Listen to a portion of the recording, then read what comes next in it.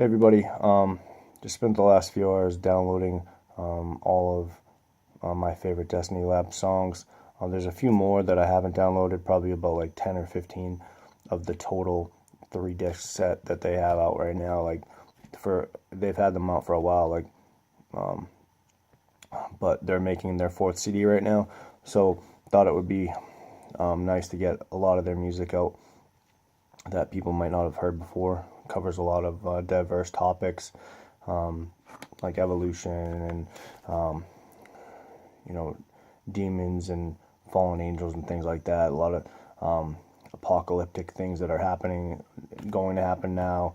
Very, very interesting stuff. They do a lot of research and a lot of historical stuff before they make their songs, and they also have a blog.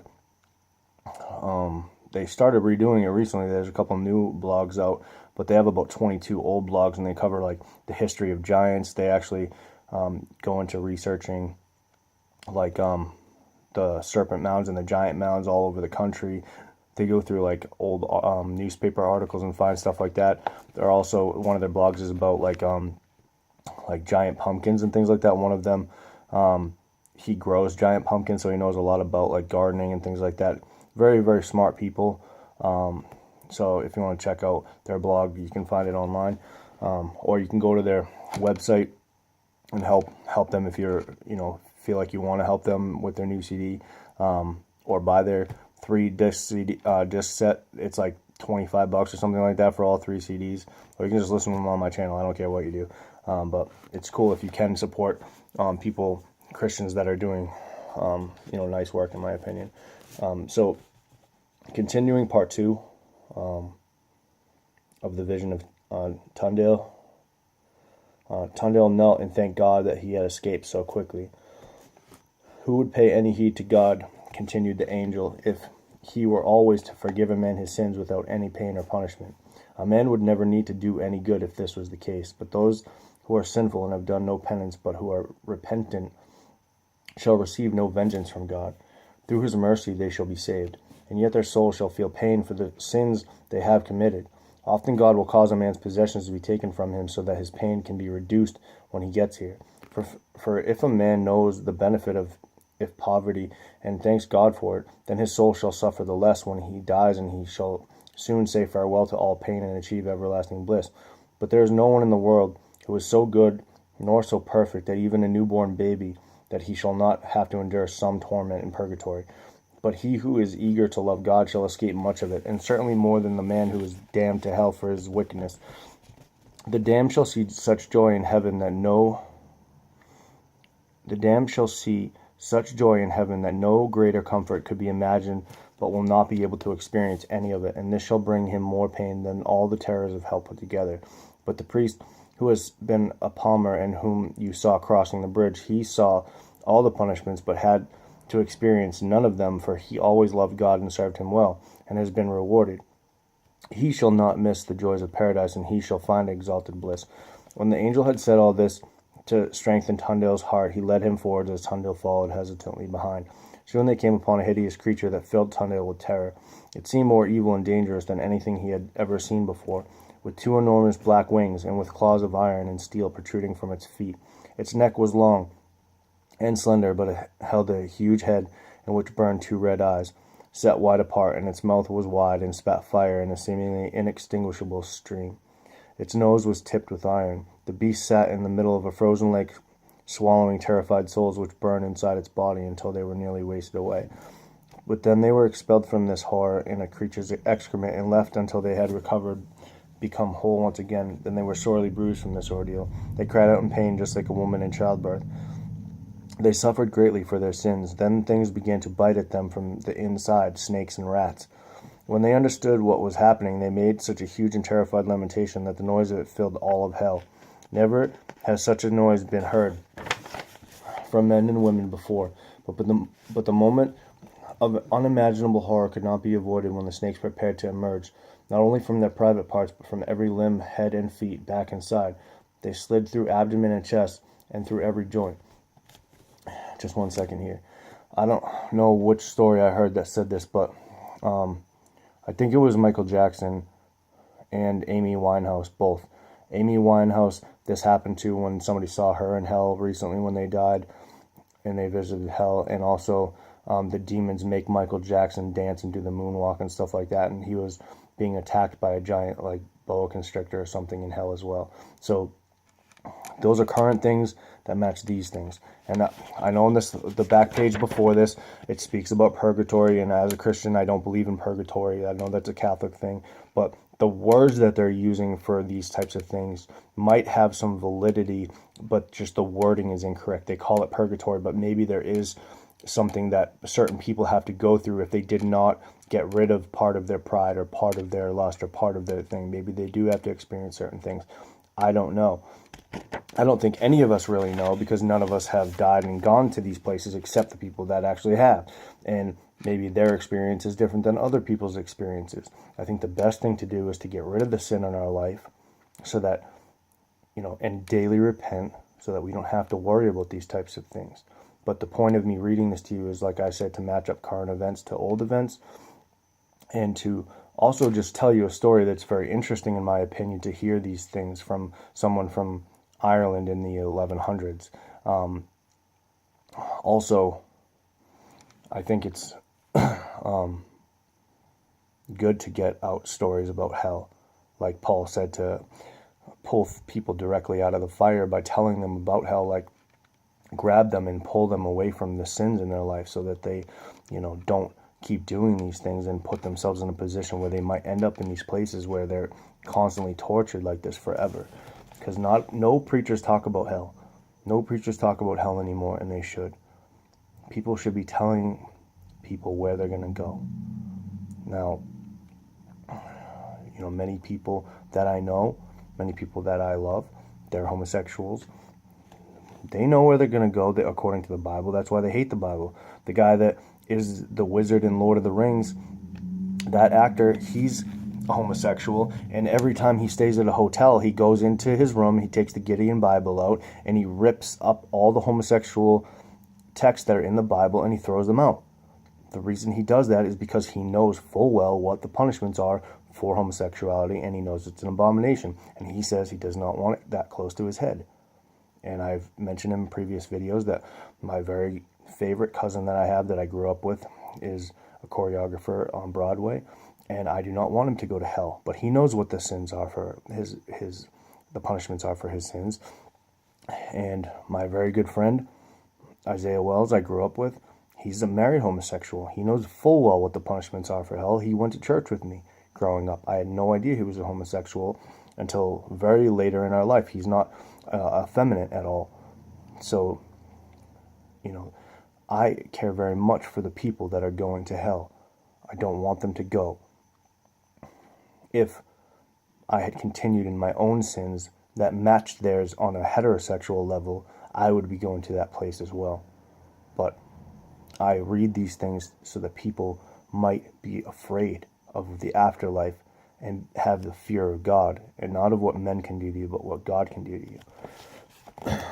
Moving on. They slid through the abdomen and chest and through every joint. They made their exit all at once, sparing neither flesh nor bones. They were long, with iron heads and tails with barbs, and when their tails became caught, as they pulled themselves from the holes that they had made, they turned their heads inward again and gnawed at the flesh and bone, exposing all the joints, and biting until all the insides had been consumed, thrusting their heads in and out.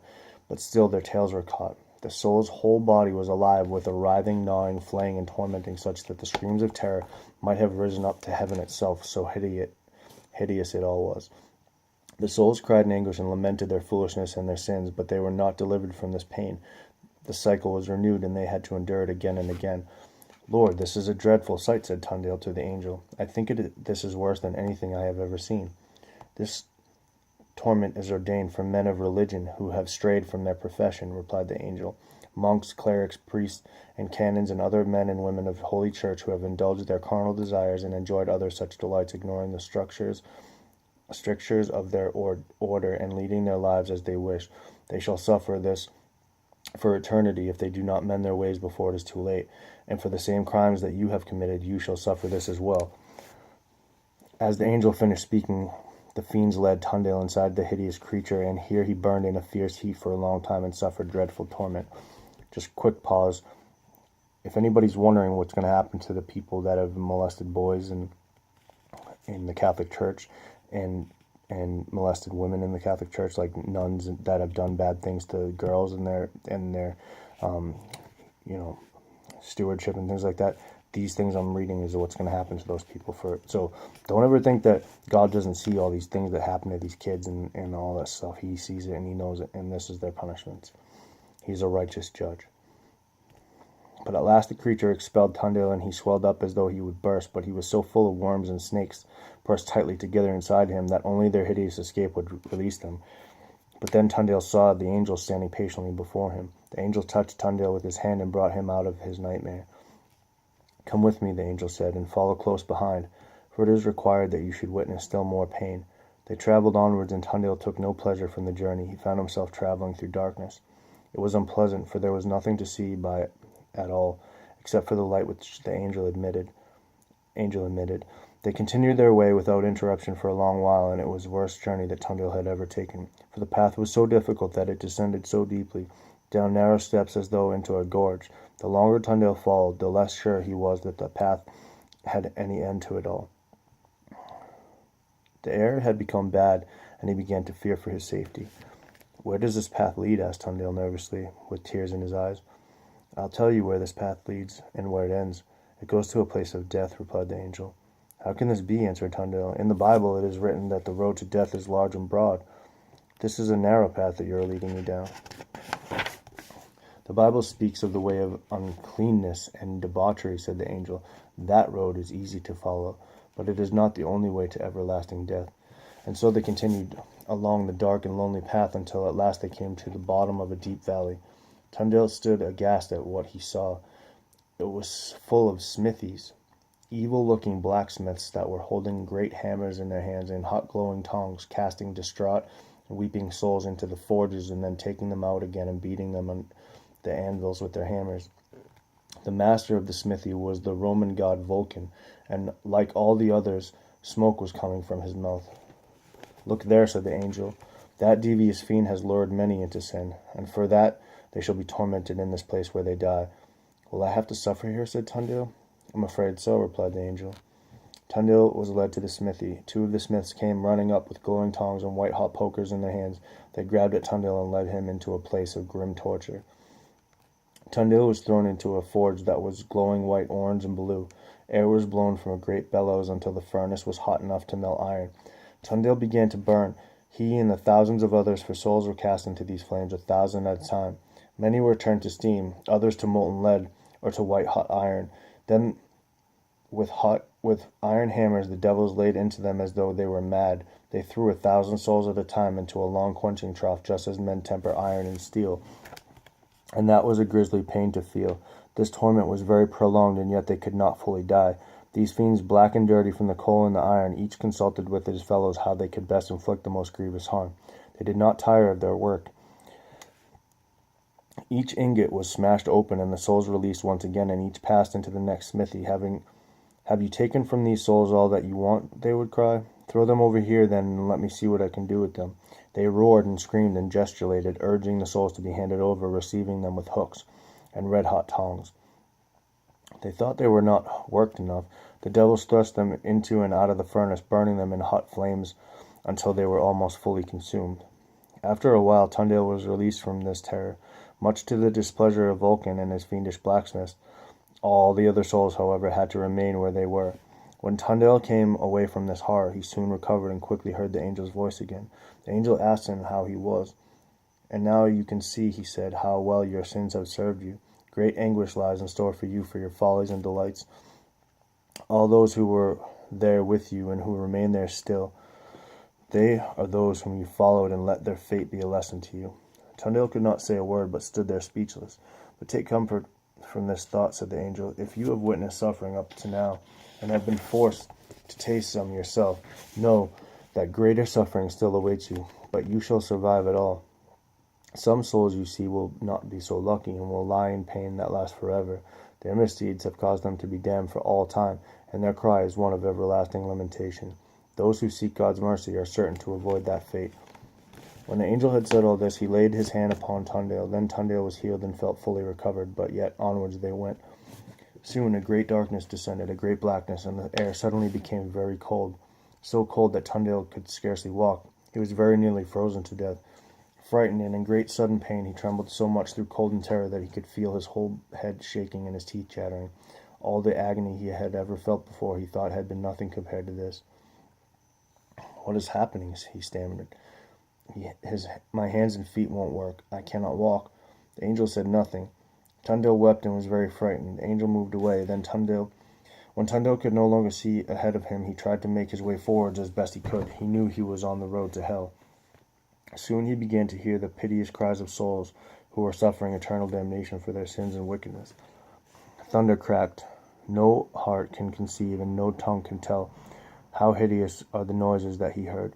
The soul of Tundale stood in great dread, shooting his gaze nervously about, expecting every sharp crack to herald the fresh arrival of fiends coming to seize him. In the flash of the lightning he could see that he stood beside a deep pit, from which arose a flame that stank so much that it made him feel sick. He tried to move away from it, but could achieve nothing now except to begin to discern that from out of the pit rose a tall, round pillar that stretched high up into the sky towards heaven. Flames were licking along its length on all sides, and around the pillar were fiends and souls flying low and high, up and down, like the sparks from a bonfire in the wind. Now, hold on one second right here. It's mid-paragraph, but I want to explain something. Do you see what it says here? There was a large pillar, and the way that it's described with the demons floating up and down around it and things like that. Do you remember when Jesus said, or God said to Satan, because he wanted to be higher than God, he wanted to raise his throne above God's, but Jesus and God said, "You will be cast down to the sides of the pit."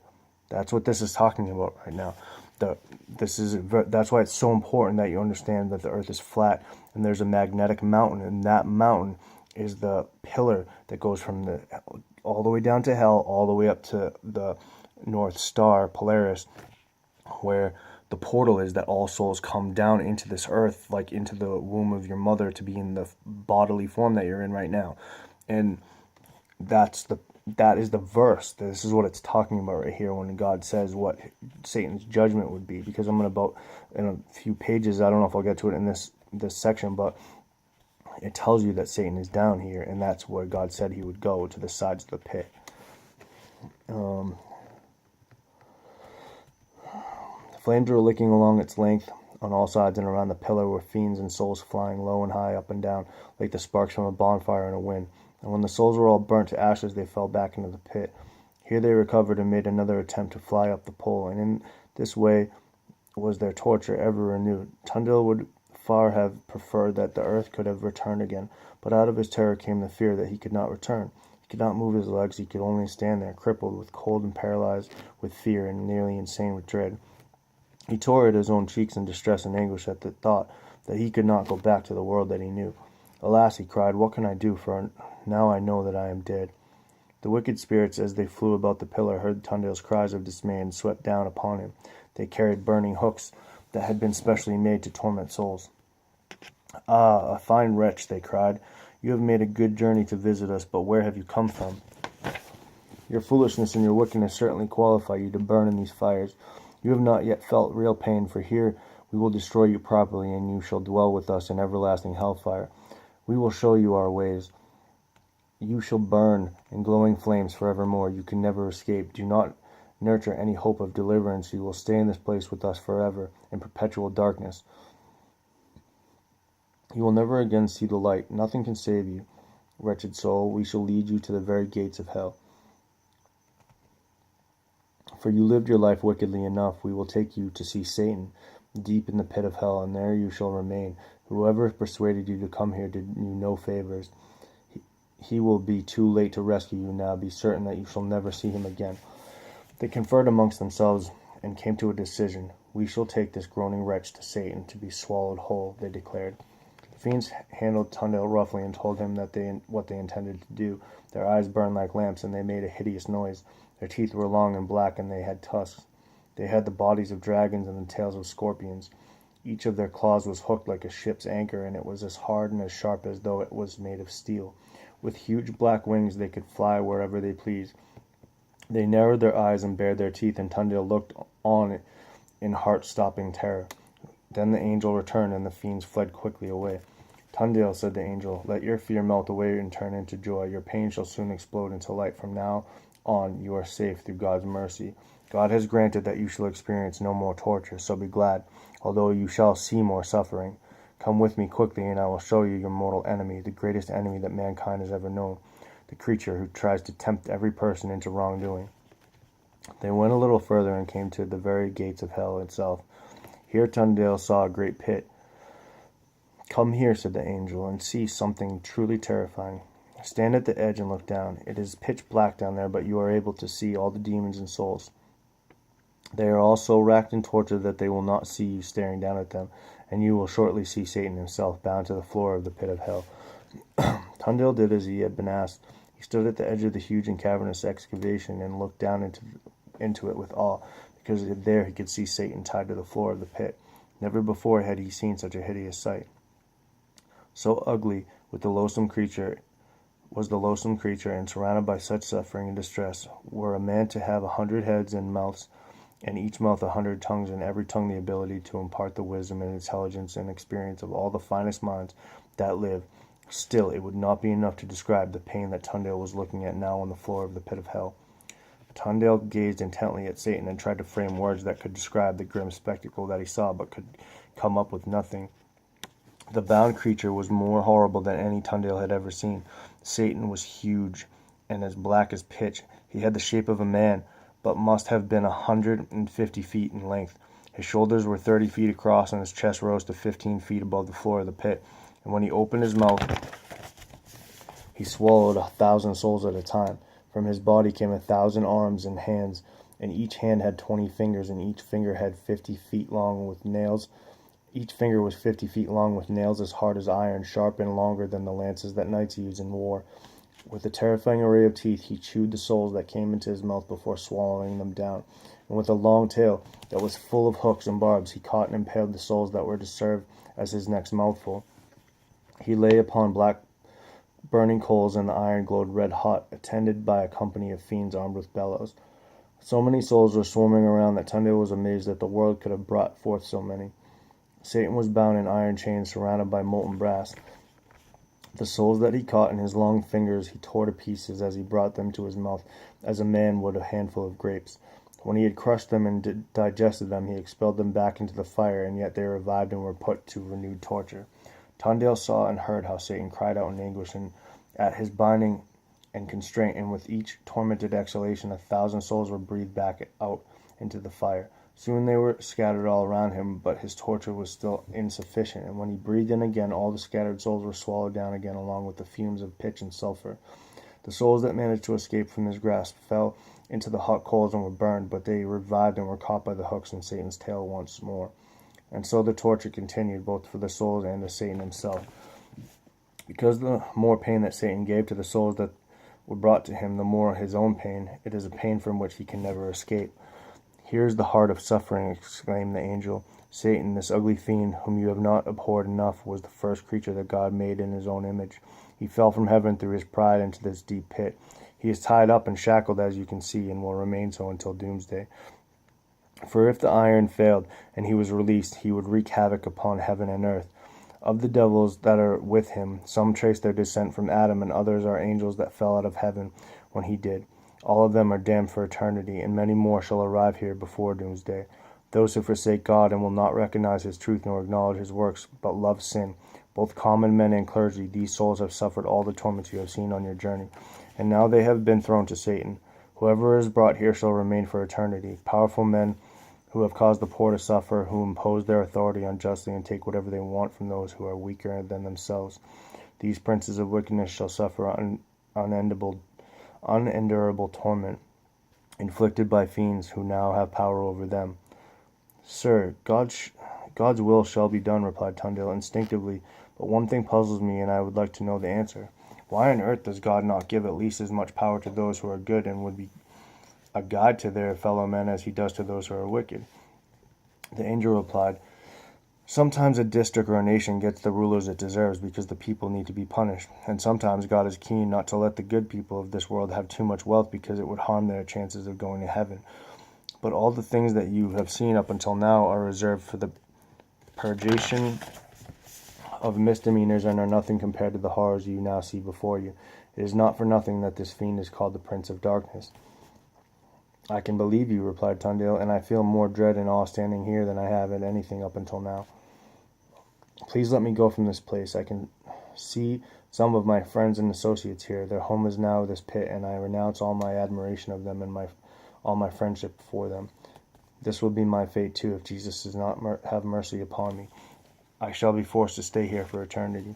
I can call you a blessed soul, replied the angel mildly, because you have passed through all your punishments.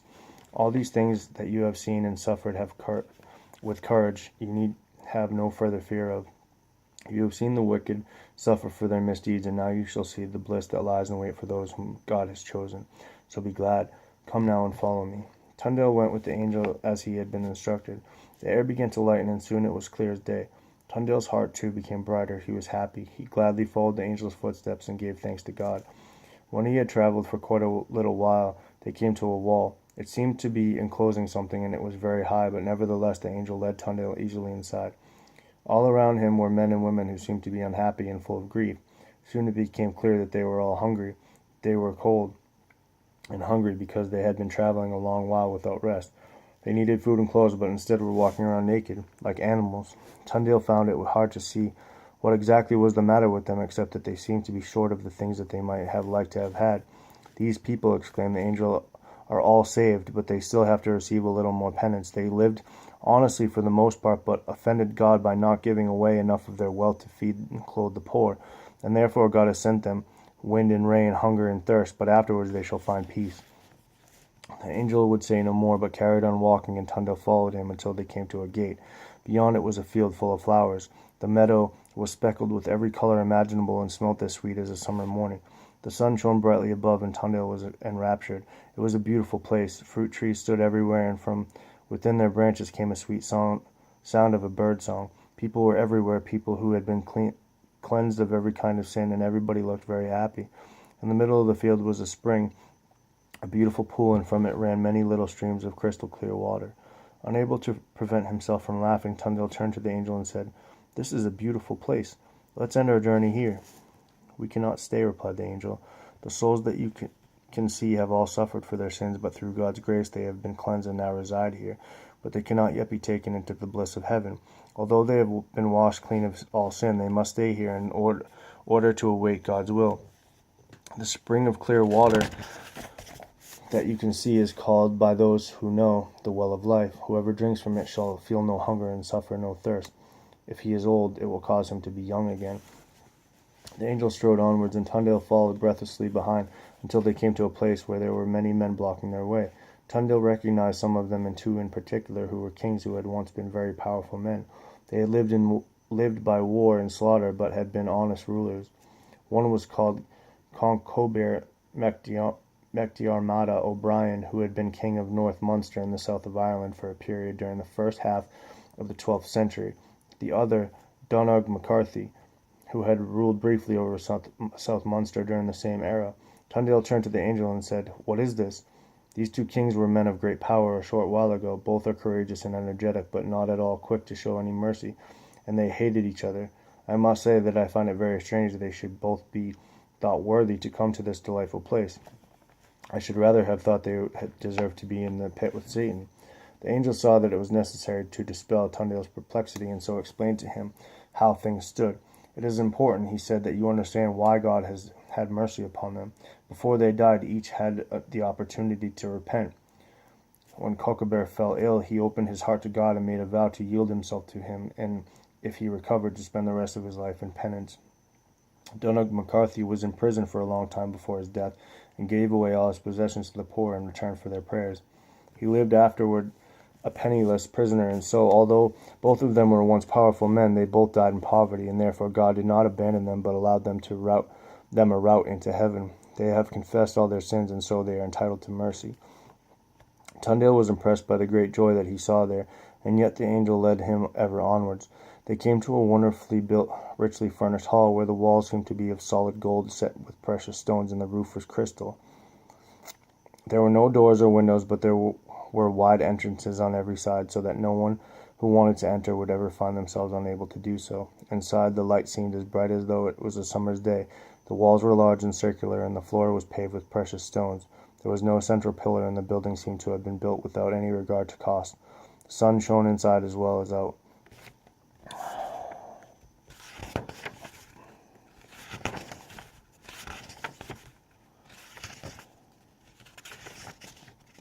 Yeah, we're gonna definitely, it might even be 4 parts, because I'm on page 48 and it goes till 62. So those are all the heavenly things that happen, though. So it's about a half and half equal story with heaven and hell. So I hope you guys enjoyed that. We'll pick it up on page 49 and tell you the rest of the story about what happens to him in the heavenly realms and everybody else up there. So God bless you all and have a great night.